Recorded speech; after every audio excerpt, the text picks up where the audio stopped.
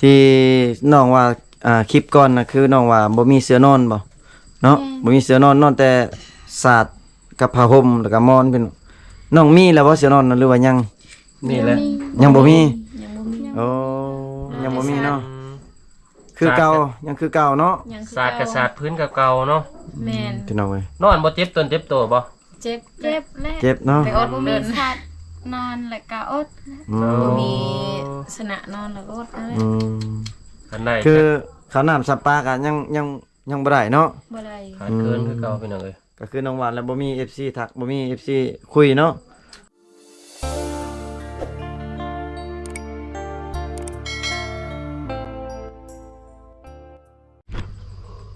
ก็ตัวพี่น้องเว้ยทักทายสบายดีพ่อแม่พี่น้อง FC ฝั่งลาวฝั่งไทยพี่น้องเว้ยมื้อนี้ก็มาเยี่ยมมายามน้องสาว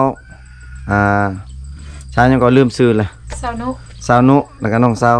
สาวนาน สาวนานเนาะพี่น้องเว้ยหลังจากทางทีมงานบ่ได้มาประมาณอาทิตย์หนึงแล้วพี่น้องเว้ยเนาะก็ได้มาเยี่ยมมายามน้องอยู่ในหน้าห้องพี่น้องเว้ยสิมาถามข่าวน้องบ่ฮู้ว่าน้องยังโสดยัง อันนั้นเปิดใจให้ FC ลมคือเก่าหรือบ่เนาะพี่น้องเนาะสวัสดี FC แน่เนาะ เด้อสบายดี สวัสดี สวัสดีเนาะตัวพี่น้องเว้ย ยังคนก็งามเนาะ ยังงามคือเก่าเนาะโดนแล้วบ่มาก็ยังงามคือเก่าพี่น้องเว้ย คนงามจังได้มันก็งามคือเก่าแหล้วเนาะ พี่น้อง ยังผู้จบผู้งามทั้งสองคน ยังโสดคือเก่าอยู่บ่ โสด ยังโสดคือเก่าน้องสาวนุได้ได้ซะ โสด ยังโสดคือเก่าเนาะสาวมือหนึ่งสาวมือสอง โสดตลอดเนาะ โสดตลอด ในใจสนุกคิดอยู่อ้ายก็มาถามแต่เรื่องโสดบ่เห็นไผมาจีบน้องจักเทื่อ เพราะว่าบางคนกับ FC ก็ว่าแม่นได้อเรื่องถามตลอดโสดแบบถามเรื่องเก่าตัวนี้เฮาต้องถามตลอดเนาะ แม่น เพราะว่าย่านน้องมีแฟนแบบมีคนคบแล้วก็เฮาก็บ่กล้าอยากมาทายเนาะ แม่นๆ เพราะว่าย่านแฟนเขาเจ้าหายเด้อ แทนเขาจะผิดกันส่วนหลายถามว่าผู้ใดมีแฟนนี่แฟนหายแน่นอนทายแบบนี้เนาะ แม่น แต่สนองยังโสดเนาะแสดงว่า ยังโสดบ่มีแฟน แม่นนี่ได้ว่าเขา บ่มีใครให้เลย เขาว่าคือแบบทางชุมน้องแบบมีแฟนฉันมีผัวแม่นบ่ มีผู้บ่าว ไป นี่ มาหาสู่กันแบบมีผู้บ่าวเขานะ มีผู้บ่าวในซ้ำกันกับมีผัวแล้วเนาะ แม่น เขาเจ้าห่วงเขาเจ้าห้ามนะพี่น้องเว้ย เฟซก็เปลี่ยนกัน เขตห้อง แน่ ห้าม แม่น แม่น อ๋อคือเปลี่ยนกันญาติผู้บ่าวเชิญหาบ่ บ่เปลี่ยนแล้วบ่มีไผมาเสร็จหานะ อืม เปลี่ยนเพื่อความสบายใจทั้งสองกับทั้งฝ่ายเนาะ แม่น แบบไว้ใจกันบ่เฮิ่นมาบ่ได้ แม่นแม่น สิได้ฮู้เด้แต่หากมีผู้บ่าวทักหากันสิได้ฮู้บัดนี้ หลังจากแบบช่วยมาถ่ายแล้วมีอยู่บ่ FC ทักหาซุน้องมีอยู่บ่มีบ่แบบคนไทยคนยัง บ่มี บ่มีเนาะ ยังบ่มี แสดงว่ายังบ่มีผู้ล้มอยู่เนาะบ่ไกลเนาะ แม่น พี่น้องเอ้ยเพิ่นก็ยังโสดยังเปิดใจคือเก่าเพราะว่ายังบ่มี FC คนใดแบบทักหาน้องพี่น้องเอ้ย ๆมาชุดก่อนเพราะว่ามักแต่รุ่นใหญ่ๆได้แบบไทย แม่นแม่นแม่น มักผัวรุ่นใหญ่ รุ่นว่าสันงอกๆกว่านั้นล่ะ มักอายุแบบผู้บ่าวรุ่นอายุแก่บ่ แม่นมักอายุสูง อ๋อ สูงหนูว่าสเปคเฮาเลย อ๋อสเปคสเปคมักบ่าวรุ่นแก่ แม่น อายุประมาณจักปีขึ้นไป ประมาณ24-25ปี อ๋อ24-25ปีขึ้นไปเนาะ 24-25ปีก็คือมีสิทธิ์เด้อ เป็นได้จังมักผู้ใหญ่เขาเป็นไปได้คือมักผู้ใหญ่ มากแล้วผู้ใหญ่เลยก็เอากันบ่ได้ปะกันไปสู้นํกัน ไปยังกับไปนำกันเนาะเนาะ ไปหัวไปสวนเนาะเฮ็ดเวียกเฮ็ดงานนํกันเพราะว่าจะเป็นเวียกกลางคืนกลางเว้น ครับ เอาผู้บ่าวอายุน้อยแล้วก็มักไปลิ้นผู้สาว อ๋อ เฮาละกาบ่กล้าสิเอาเลย บ่กล้าเอารุ่นน้อยเนาะ ยันเฮ็ดให้เฮ็ดส่วนผู้เดียวเนาะ แม่นน้องว่ามีเหตุผลเด้อ มักแบบมักรุ่นใหญ่ๆเพิ่นน่ะบ่มักแบบรุ่นอายุน้อยเนาะ น้อยยังบ่พอไปลิ้น ยังดินกินบ่ทันอิ่มเนาะ แม่น จังได๋เอากันปรับผับป้าให้เมียอยู่แต่เฮือนผับผัวไปหาดินผู้สาวหน่อยเฉยบ่ ให้ พัก อยู่ เรื่องหยัง ให้อยู่เพิ่นซื่อๆใครแน่ยันแต่ให้เฮ็ดให้เฮ็ดส่วนผู้เดียวติบ่ไหวเนาะ มีบ่อยู่บ้านเขาเอาผัวเด็กหน่อยแบบอายุหน่อยกว่านะบ่มีเป็นได้เขาก็ฮักกันปกติดี บ่ทุกข์ ถูกเนาะบางคนก็เอาก็ได้ดีบางคนก็เอาก็บ่ได้ดีเนาะน้องเนาะบางทีก็ปะกัน พัวไปลิ้นผู้สาวตลอดทุกข์เลยเฮ็ดให้ผู้เดียว แล้วแบบ ทุกกายทุกใจเด้ครับว่าเนาะ ผู้เป็นเมียน่ะไปเล่นผู้บ่าวคือกันบ่ได้บ่ บ่ดินบ่ได้บ่ถือว่า บ่ถ้าไปลิ้นก็ได้ แต่ว่าเป็นย่างเราไปลิ้นก็หาไม่แล้ว อืม ปะโลด ได้ไหม ใครอยากปะก็ปะโลดเฮานะหาคนใหม่ก็ได้ไผมักก็มักคือกันบ่มักแล้วก็ว่าเป็นย่างตายก็หาไม่ อย่า เฮ้ยหาไม่เนาะ แม่นี่ที่บ่เฮ็ดซุมน้องระหว่างสมมุติว่าผัวกับเมียเอากันไปผัวนี่ดินผู้สาวได้แต่ว่าเมียดินผู้บ่าวบ่ได้แม่นบ่ บ่ได้ บ่ได้ เมียนี่ลิ้นไปลิ้นผู้บ่าวบ่ได้เนาะ บ่ได้ โอ้ แล้วว่าคนลาวได้บ่คนลาวบ่ ก็ได้เห็นเด้ปกติ ได้เห็นแล้ว ผัวไปเมียก็ไปคือกันแหละเนาะ ชิดเสมอภาพกันได้เขาเอิ้น ได้แล้วสุค่อยนะ เคยเล่าถึงน่ะขลำ คลัม อันนี้คาร่ำกันนั่นแหละ ผัวไปดินได้ซั่นผัวไปดินสาวดินได้ เพื่อไปลิ้นซาวได้เอาเมียซองได้ บ่เป็นเจ็บเป็นไข้บ่ บ่ บาดเมียปั๊บนี่เป็นเนาะบ่ เป็น อืม โอ้พี่น้องเอ้ยอันนี้แหละเหตุผลที่ว่าสาวทางชนบทหรือสาวชนเผ่าเฮาหักไผหักจริง แม่ บ่ น กล้านอกใจถ้าแต่งงานไปแล้วเพราะว่าถ้าเขาเจ้านอกใจนอกหยังเนี่ยมันมีแนวเป็นในครอบในครัวแล้วเนาะ แม่น โอ้พี่น้องเอ้ย แต่การผู้หญิงไปเล่นนี่ก็บ่ได้เป็นหยังเป็นแค่คนที่เขาบ่สำคัญ แบบไปดินนั่งกินเหล้ากินเบียร์ซื่อนี่ก็บ่เป็นหยังติเนาะ บ่เป็นหยัง เป็นแต่ว่าลงไปอยู่ไปนอนเนาะ ก็คือแบบว่าคันเอาผัวแล้วนี่ แต่งหน้าแต่งตานี่บ่ได้พ่อน้องแบบคือบ่ได้เนาะ แต่งหน้าแต่งตาบ่ได้แหละถ้าแต่งหน้าแล้วก็อ้ายแหละผู้ใหญ่เว้าว่า อ๋อ แต่ง ข หน้า ลำ เนี่ย บ่ ได้ ได้บ่ได้ขลำ เอาผัวแล้วก็ยังอยากแต่งหน้าอีกบ่ได้ อ๋อ มันก็ขี้ร้ายแหล้วเมียเฮาคนบ่แต่งหน้า คันโอ้คันอะไรเมียนี่คันเมียบ่แต่งนี่บ่ได้แล้ว ต้องให้ บ่ เมีย อยาก แต่ ย่าง ง น้ำก้น บ่อยากกอดแล้วเวลานั่นก็ อืม กันแต่งหน้าแต่งตาคันนี้ แต่งหน้านุ่งทรงนั้นได้แม่นบ่แต่ว่าอยากอายผู้ใหญ่เว้า แม่นจังอาย ชมพ่อบ่เห็นเขาสู่แต่งหน้าแต่งตาพี่น้องเอ้ย แม่นเวลาเอาลูกเอาผัวก็แบบ ก็เฮ็ดให้ เฮ็ดให้ขึ้นผู้ บ่ได้แต่ง เฮ็ดให้ขึ้นผู้ตลอด คันเอาผัวน่ะนุ่งทรงแบบนี้บ่ได้เนาะ บ่ได้ แม่ คันนุ่งได้ก็ต้องได้ซ่อนศีลบ่ แม่น อ๋อ พี่น้องเอ้ย แต่ว่าคันเอาคนผู้ไทยเอาผัวผู้ไทยเอาผัวลาวก็ฮู้อีก สบาย มีไผเว้าสบาย แม่น แบบว่าเฮ็ดคือคนลาวเห็น ลักษณะผู้หญิงอยากเสียเปรียบเนาะ ค่อยน่ะแต่งหน้าได้เด้อถ้าใครที่เอาค่อยเด้อแต่งหน้าตามสบายโลดให้งาม แต่งงามเท่าใด เคยหอมตลอดเนาะ สมบอยบอกเขาจังแบบทางแบบผัวเมียเขาทางชนบททำแบบเขาป้ากันง่ายเนาะ แม่น เพราะว่าเมียบ่แต่งแล้วจะละที่กับผัวเบื่อบางเทื่อไปหาดินเทดินเช้าเด้มันมีแน่นั่นเด้ ๆมีแต่ศาสตร์ ยัน มี ยัน แต่ คน ศาสต เจ็บ ร์กับหมอน ศาสตร์กับมอนอย่างเดียวบ่มีหดมุงมีแต่ยุง บ่ได้กลางมุ้งบ่ซุมน้อง อะไร นะบ่ได้กลางมุ้งบ่จัง เอ ได๋ อ ยุ่งบ่ครบบ่ ครบเลยก็อดเอา บ่เอาคือบ่กลางมุ้งซะคือบ่ซื้อมุ้งมากลางบ่มีบ่ บ่มีเงิน อ๋อ โอ้เนาะ เพราะว่าผู้ใหญ่บ่เป็นหยังเนาะแต่เด็กน้อยที่บอกได้ภูมิต้านทานเขายังบ่สูงคือผู้ใหญ่หันนะ คือฉันบอกว่า FC เพิ่นมาเล่นมาเที่ยวมานอนอยู่นี่ได้ คือว่าเพิ่นแบบอยากล่มกันแบบอยู่ในห้องก็ได้บ่ ได้ ได้ เขาล่มกันอยู่ในห้องก็ได้อยู่นอกก็ได้เนาะ ได้หม ได้ ด ก็ถือใจกันเนาะก็บ่ถือใจก็ บ่ ล่ม ถึก ผ่าน ใจ ห้อง แล้ว กัน ก็ลง เข้าคือบางคนก็ FC เพิ่นว่าเข้านี่จับปลายได้บ่จับมือถือแขนได้บ่ว่าสิ ได้ ได้บ่น้อง ได้ ได้เนาะ บ่ฮู้นอนบ่ฮู้ บ่ฮู้นอนบ่ได้เนาะบ่นอนซื่อๆก็บ่ได้บ่แหละนอนซื่อ ซื้อก็บ่ได้ ลักษณะจับได้ไปได้แต่ว่าสิอยู่สินอนนำกันบ่ได้ ๆบ่ได้ถ้าสมมุติว่าอยากลงลึกอีหลีได้ซะเห็นได้ต้องไปหาพักหาหญ้าก่อนบ่หรือว่าไง ต้อง ไปหาสอนเนาะ แม่นบ่น้องไปนั่นบ่ แล้ว กันอยู่ในห้องนี่บ่ได้เพิ่นแสดงว่า อยู่ในห้องกับอยู่ในเฮือนถ้านอนเฮียงกันบ่เฮ็ดหยังก็บ่ได้อีกเนาะ นอนเฮียงใกล้ๆกันก็บ่ได้เนาะ บ่ได้ ยากไปพี่น้องเอ้ย ติดคองบ่ แต่เขาอดบ่ได้เด้สัตว์ ถ้าอดบ่ได้ก็คือว่าไปหาพักหาเก็บพัก ก็ยาก อดบ่ได้ก็ อดบ่ได้ก็ยากเนาะ ได้ยินสมมุติว่าแบบเขาลงไม้ลงมือในเฮือนในชาตินี่พิธีได้เนาะ ไม่บ่น้องไม่บ่ครับว่า รับไม้กันบ่ รับไม้ ไม่พิธี ถึงขันงัวขันควายเพิ่นบ่ แม่น นี่เอางัวเอาควายเอาตัวใหญ่นั่นแหละ โอ้ พวกควายกับตัวใหญ่สุดสมมุติว่า คิดว่าตัวแบ่บ่ได้บ่ น้อยก็ได้ไปว่าซื้อมันแล้วงัวควายพ่อ โอ้ เอา ตัว งั น้ ว อย กับควายบ่คิดว่างัวก็แล้วหรือว่าควายก็แล้ว ถ้ามีงัวแล้วก็แล้ว มีค อ๋ วา อ ย ถ้านี่เอาควายนี่ โอ้ต้องเป็นควายอย่างเดียวเนาะ เอาตัวมันผิดหีดนะต้องเอาควายเลยเนาะ แ แม่น โอ้ อายุลมกันก็ฮู้แต่ว่าบ่ฮู้นอน อืมแบบร่วมกันธรรมดานี่ได้เนาะ ได้จับมือใบแคนก็ได้ จับมือ4 เซนจับแขน4 ล้าน เป้าจับมือ4 เซนจับแขน ไผ่กา 4ล้านเล จับ ย โลดสาวโสดนี่ เนี่ย มันเชียร์หน่อยได้เอานี่400,000เอา4ล้านนี่ครับวงนะครับพี่น้อยกันนี่ครับ บ่หยอกเสือนะ เป็นแบบ จับ ที่ ได้เนาะบ่ได้เสีย แม่ อ๋อ จับได้ แต่เพิ่นเว้าไปซื่อๆว่าจับมือ4 แสนจับแขนอัน4ล้านบ่ได้แล้วเนาะ คือแบบสมมุติว่า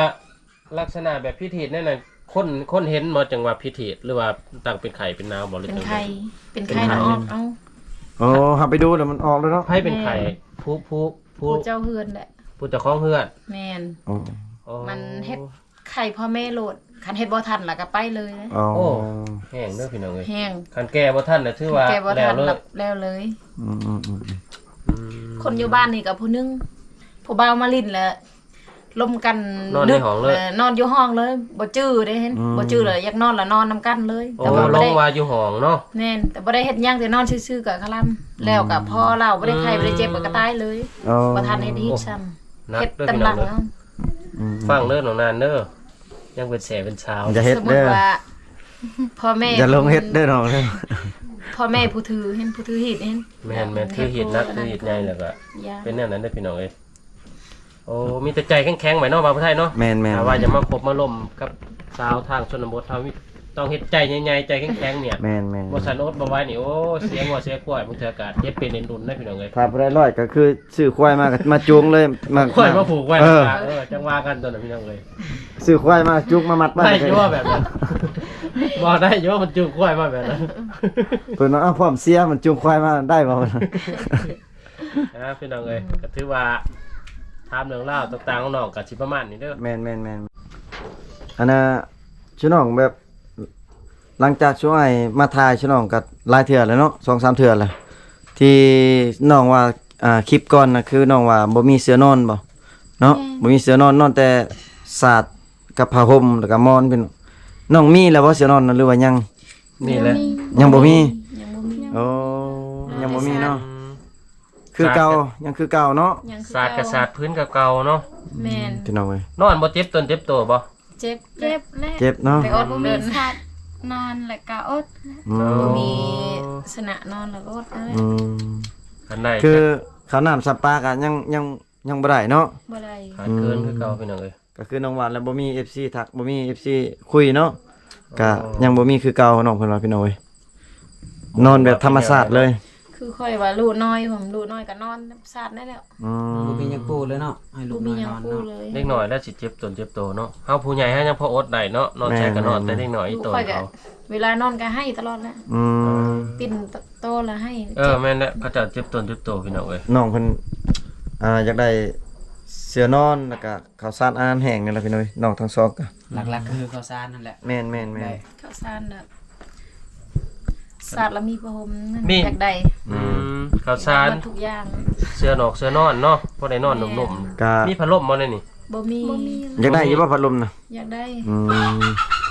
ก็มีแต่รอท่าฟังทั้งทีมงานเฮาปล่อยคลิปนี้ออกไปเนาะ แม่นๆ ก็บางทีมี FC หรือว่าผู้ใหญ่ใจดี คลิปก่อน เพิ่ บ่ น มีกระทาคลิปนี้อีกแหละ แม่น ถามว่า ๆ พ่อถามว่า FC เพิ่นบ่สนับสนุนกะว่าการเดินทางเฮานี่ก็เนาะ แม่นๆ หลายเที่ยวหลายที่เด้อพี่น้องเอ้ย ๆเพราะว่าเฮาก็ เป็น สิ ทาง มา มันก็ไกล อัปเดตตลอดให้ FC ได้เบิ่งนํกันพี่น้องเว้ยเอาจนแบบว่ามีผู้ใหญ่ใจดีเพิ่นเฮ็ดหมดละจัง แม่น ให้น้องเพิ่นได้เสื้อนอนได้ข้าวสารอาหารแห้งพุ่นละจังสิหยุดพี่น้อง พอได้ ถ้าปล่อยอีกคลิปนี้บ่มีผู้ช่วยกันเฮาก็บางทีก็สิหยุดเนาะ เฮาก็สิน้อยใจด้วย น้อยใจคือกัน เฮาก็บ่มีงบมาหาคือกันแหละ แม่น เพราะว่าการเดินทางก็ได้ใช้เงินครับนิดๆหน่อยๆ แม่ เนาะ นแม่น การมุ่งน้ำมันพี่น้องค่ากินค่าอยู่ เพราะว่าเดินทางมาหลายกิโลพี่น้องเว้ยเพื่อสิฮอดเส้นทางก็ยากพี่น้อง แต่ก็คือสิมีอยู่ดอกต่อไปนี่เนาะไทย แม่น แต่ก็ลองเบิ่ง แต่ว่า เบิ่งน้ำกัน มีแต่ถ้า FC เพิ่นทักก็มีแต่ให้ตอบให้รับเพิ่นไว้เด้บ่แม่นเพิ่นตอบเพิ่นทักหามื้อนี้แล้วมื้ออื่นจึงตอบแล้วเพิ่นน้อยใจคือกันเด้ มีสัญญาณอยู่ที่บ้านน้อง มี พอ บ่ อยู่เนาะ มีเลย บ่มี เอาไปเล่นโทรศัพท์ ก็มีอยู่ มีอยู่พอเลย งานบ่ หลักเก่ามีอยู่ โทรหากันนี่ได้บ่โทรวิดีโอคอลหากันนี่ได้บ่ วิดีโอ ได้ อ๋อคันซั่น ก็ บางที FC พอได้คุยนำนั่นนะ ได้อยู่พี่น้องเอ้ยซ้ำโทรซ้ำทัก ได้อยู่สำทักเสร็จ ซ้ำแชทซ้ำโทรนี่ได้อยู่ แต่ว่าสัญญาณบ่จะแห้ง โทรวิดีโอคอลนี่มันจะ สาอย่างงั้นกับโทรวิดีโอเพราะว่าสัญญาณบ่แห้งนะ เสร็จเอา ว่าแต่สัญญาณใจแห้งกับพ่อเนาะ พอแต่ว่าส่งใจหากันเลยก็พอเนาะอืม คือบาวผู้ไทยเห็นว่าเนี่ยพี่น้องเอ้ยว่าแต่เพิ่น FC เพิ่นทักมาเสร็จมามีแต่ให้ทักเสร็จล่มดินน้ำเพิ่นนั่นแหละ แม่นแม่น บางเทื่อเพิ่นเห็นมุกเห็นใจเนาะบาวผู้ไทยเนาะ แม่นแม่น คือหลายคนมันก็ว่าบางเทื่อก็เสียไปซอยโลดกับบ่จักสิซอยบ่ฮู้ว่าน้องต้องการหยังอีหยังอะเนาะ แม่นแม่น ต้องได้ร่มกันก่อนนะเด็กน้อยนะบ่แม่นว่าก็สิร่มแบบเป็นผัวเป็นเมียกันร่มหักร่มแพงกันรู้จักกันนะพี่น้องเอ้ยอ่า ก็คือน้องเพิ่นว่าแหละถ้าว่าล่มอยากมักอยากหักก็มีแต่ถ้าล่มแล้วก็ต้องมาหากัน แม่ มาเบิ่งกันก่อนเนาะถ้าว่าถูกใจกันจังค่อยว่ากันเนาะ แม่น เรื่องค่าแก้วค่าดองก็จังค่อยว่ากันเนาะค่าดองนี่แพงอยู่ว่าสมมุติว่าเพิ่นอยากมาขอมาแต่ง บ่แพงก็ แต่ เอา บ่เพลงปานใด ประมาณ30ฮอดบ่ มาเอา ประมาณ น้อง ประมาณ นานก่อนเอา น้ น้ อ อง งนาน เท่าไหร่ ขดองค่อยอัน25ก็ได้ 25 25ล้าน 25ล้าน 25ล้านหรือ25,000 25ล้าน สหพันธ์เหรอ เออ25ล้านชุดเพิ่นบ่มีประมาณฮอด25ล้านเพิ่นลดได้บ่น้อง หลุดได้ประมาณ15ล้าน อ๋อลดประมาณ15ล้านป๋อพี่น้องลดหลายเลยพี่น้องเอ้ย พี่น้องเอ้ยแสดงว่าเพิ่นอยาก งัว ได้ ตัวหนึง งัวตัวหนึงเนาะ แสดงว่าน้องอยากได้คู่ได้ข้องอันนี้ได้พี่น้องเอ้ย อยากสร้างครอบสร้างครัว ถึกใจรุดก็นั่นอีกเพิ่นว่า อืมประมาณ ถูกใจโดดทุกสิ่งทุกอย่าง 20,000 30,000พี่น้องเว้ย ประมาณ 30,000 บาท 30,000แล้วก็งัวตัวหนึงพี่น้องอืม งัวหมูแบะ พี่น้องเว้ยถ้าดองนอกได้ซะประมาณเท่าไหร่ เพิ่นน่ะ 32,000นี่เอาประมาณเท่าไหร่เอาแพงๆโลดหรือว่าเอาลุด ก็บ่แพงแล้วเนาะ ๆเอาเท่าไหร่น้องประมาณเท่าไหร่น้อง ประมาณจักล้าน5ล้าน10ล้านก็ว่ากันไป 10ล้านก็เอา 10ล้านก็เอาเนาะ 10ล้ แต่ว่า เนาะ ต่อไปบ่ฮอดก็ได้ อ๋อ พ ต้อ อง ลุด ได้ฮักเพลงแล้วก็พอ อ๋อลุดลงมาอีกก็ได้เนาะอืม แส ชุด ดงว่าเว้าแบบนี้ค่าดองบ่สำคัญมาได้ขอแต่คนกับคนหักกันเนาะ แม่น อยู่นํกันมันสิแก้วสิดนสินานพี่น้องเอ้ยอืม เงิน แสดงว่า สำคัญ บ่สำคัญเนาะพี่น้องเนาะขอแต่ว่าใจมาก่อนพี่น้องก็หักแพงอันหักแพงเนี่ยหักแพงบ่ได้แบบต้องแบบออกหัวออกซ้อนก็ต้องหักต้องแพงกันตลอดบ่เวลามันต้องหักแพงกันตลอดเนาะ ต้องได้ไปนํกันเนาะ อืม ซอยเฮ็ดหยังก็ซอยกันแม่นบ่บ่ว่าสิเป็นเวียกกลางคืนกลางเว้นเนาะ ต้องช่วยกันเบิดเนาะ ช่วยกันเฮ็ดช่วยกันสร้างเนาะ กลางค่ำก็คืนก็บ่แม่นเวียกนี่อื่นเลยไปหาการกบการเกียรติหาสอนหาสะ หาสอน เอ หา อ สะนั่นแหละ หาอยู่หากิ เออ น มันก็หลายเวียกอยู่เวียกกลางคืนเนาะ อืมยามค่ำๆแรงๆมากก็ต้องเฮ็ดเวียกเฮ็ดหยังกับเฮ็ดกินเด้ยามแรงเด้ต้องช่วยกันถ้าว่าบ่ช่วยกันก็ไปกันบ่ได้ล่ะพี่น้องเอ้ย แม่นพี่น้องเอ้ยเปิดก็มีบทเรียนผ่านมาในเนาะบ่ไทยเนาะ แม่นน้องเพิ่นมักก็แบบรุ่นใหญ่ๆพี่น้องอายุก็ได้ ยุคใหญ่ๆเพิ่นว่ามัก แม่น หักกันก็จึงบ่ได้ปะบ่ได้ทิมกัน แม่ เด็กน้อยเขาจะลิ้นยังบ่เพียงพอแต่ทางนี้นะจริงใจอยู่แล้วเนาะทุกคนเนาะย่านแต่ทางFC สิเป็นจังใดเนาะ หรือว่าหนุ่มโสดเนาะ แม่นหนุ่มโสดทุกคนเนาะที่ได้เบิ่งคลิปแล้วแต่หากว่าเป็นคนแบบจริงใจ อยากจีบ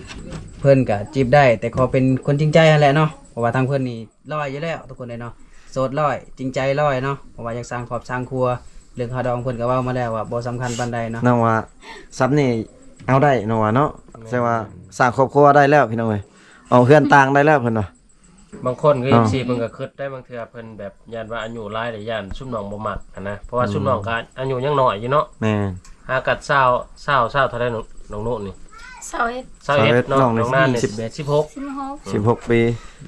อืม 16ซุมน้องก็หา ใหญ่ ได้ เล อย ยู่เนาะ 16 อายุหลายเนาะเพิ่นอายุหลายก็หาได้อยู่เนาะ ทำได้ ถ้า FC ครับ บ่เชื่อ ได้ ก็มาลมตัวจริงได้ มาลมมาตัวจริงได้มาคุยกันตัวจริงได้เนาะว่าเป็นจังใดเนาะมาคุยตัวจริงกันได้เลย น้องเปิดไฟฉาย อืมมันเหมือนบ่